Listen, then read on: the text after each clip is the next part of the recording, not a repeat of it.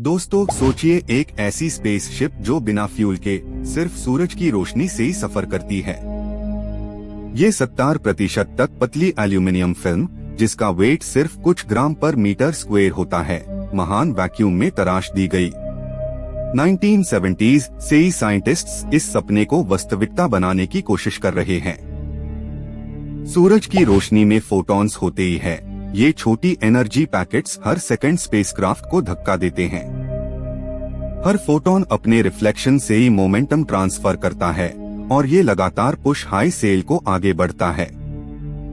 ये तहकीक नासा और जक्शा दोनों ने ही इंडिपेंडेंट तौर पर टेस्ट किया है। 2010 में जक्शा ने इकारोस मिशन के जरिए सोलर सेलिंग का पहला प्रैक्टिकल प्रूफ दिया।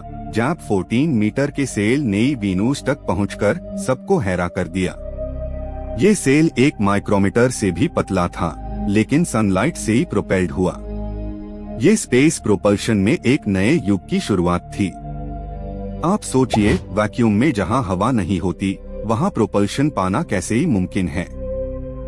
सोलर सेल्स इस सवाल का ब्रिलियंट जवाब है, क्योंकि वो फोटॉन्स के प्रेशर से ही गति प्राप्त करती है। नासा के NEA स्काउट मिशन ने इस टेक्निक को और रिफाइन किया 2020s में। सोलर सेल का सबसे क्रिटिकल पार्ट उसका रिफ्लेक्टिव मटेरियल होता है, जो सनलाइट को ज्यादा से ज्यादा रिफ्लेक्ट करे। बहुत बार ये माइलर या कप्तो फिल्म से ही बना होता है, जिसका तापमान 300 डिग्री सेल्सियस तक सहन करता है। हर फोल्ड और एंगल केयरफुली इंजीनियर्ड होता है। जब सेल डिप्लॉय होती है, उसका एरिया स्पेसक्राफ्ट के स्ट्रक्चर से ही कई गुना बढ़ा होता है। लाइट प्रेशर सिर्फ 9 माइक्रोन्यूटन पर स्क्वायर मीटर होता है, लेकिन स्पेस में ड्रैग 0 होने के कारण ये छोटी फोर्स भी एक दिन में 1000 किलोमीटर तक की गति दे सकती है। कम्युनिकेशन और नेविगेशन के लिए रिफ्लेक्टिव सेंसर्स और जायरोस्कोप्स का उपयोग किया जाता है, ताकि सेल का ओरिएंटेशन सूरज की मुकाबले सही रहे। जरा सा एंगल चेंज पूरी ट्रेजेक्टरी चेंज कर सकता है। ये प्रिसिजन हाई मिशन के सफल होने का सीक्रेट है। Solar sail system fully mechanical नहीं होता, इसमें नैनो थ्रस्टर्स और इलेक्ट्रोस्टैटिक टेदर्स भी काम करते ही हैं। ये माइक्रो एडजस्टमेंट्स के लिए जरूर है, जब सेल को फोटॉन्स के धक्के से ही स्टेडी जाना होता है। हर ट्वीक ट्रेजेक्टरी को मेंटेन करता जाता है। आप जानते हैं, solar sail propulsion theoretically light speed के 10% तक पहुंच सकता है, अगर सेल मास को 1 ग्राम पर स्क्वायर मीटर रखा जाए। ये रेशियो स्पेस एक्सप्लोरेशन के लिए सबसे एफिशिएंट है, क्योंकि फ्यूल की जरूरत हर संपत हो जाती है। ये प्रोपल्शन जीरो फ्यूल होने के बावजूद रिलायबल है, क्योंकि फोटॉन फ्लक्स कांस्टेंट है। हर स्क्वायर मीटर रोशनी से 1361 वॉट एनर्जी मिल सकती है, जिससे मोशन सस्टेन रहता है। सिस्टम मैकेनिकल वेयर से ही मकत होता है और थियोरेटिकली हजारों सालों तक चल सकता है। सोलर सेल्स के लिए सबसे बड़ा चैलेंज है कॉस्मिक डस्ट और माइक्रोमीटियोराइट इम्पैक्ट्स। 50 माइक्रॉन्स पतले सेल को हर सेकंड में अनेक छोटी पार्टिकल्स टकराती है, जो होल्स बना सकती है। Engineers reflective coating layers add कर की इस रिस्क को कम करते ही है।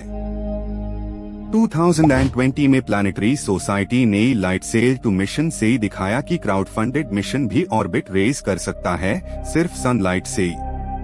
32 स्क्वायर मीटर सेल ने 720 किलोमीटर तक अपनी ऑर्बिट बदली, बिना किसी इंजन के। ये स्पेस डेमोक्रेसी की एक जीत थी। सोलर सेल मिशन का डिजाइन एरोस्पेस और ऑप्टिक्स दोनों फील्ड्स से ही जड़ होता है।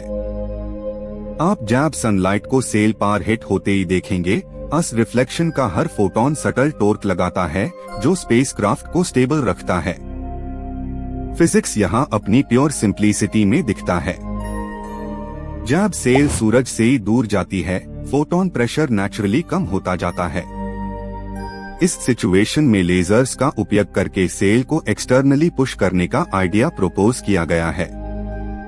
ये कॉन्सेप्ट स्टारशॉट मिशन का कोर है, जिसका गोल अल्फा सेंटोरी तक पहुंचना है। आपको जानकर हैरानी होगी, एक 20 मीटर सोलर सेल के लिए टोटल लॉन्च मास सिर्फ 5 किलोग्राम होता है। ये लाइटवेट डिजाइन सेल डिप्लॉयमेंट और एक्सेलरेशन दोनों में हेल्प करता है। अब स्पेसक्राफ्ट बनाना एरोस्पेस और ओरिगामी दोनों का फ्यूजन बन गया है। सोलर सेल मिशंस को स्टेबल रखने के लिए attitude control algorithms continuous real time adjustments करते ही हैं। इनमें सन एंगल सेंसर्स और मैग्नेटर्कर्स का उपयोग होता है। ये सिस्टम एक स्मार्ट ऑटो पायलट की तरह काम करता है, प्रोपल्शन के बिना हाई कंट्रोल देता है। सोलर सेल प्रोपल्शन का सबसे बड़ा फायदा सस्टेनेबिलिटी है, क्योंकि इसमें फ्यूल एग्जॉस्ट जीरो होता है। कोई टॉक्सिक एमिशन नहीं, कोई मैकेनिकल बर्न नहीं। ये टेक्नोलॉजी ह्यूमन सिविलाइजेशन के लिए डीप स्पेस एक्सप्लोरेशन का सबसे तारिकाई बन सकती है।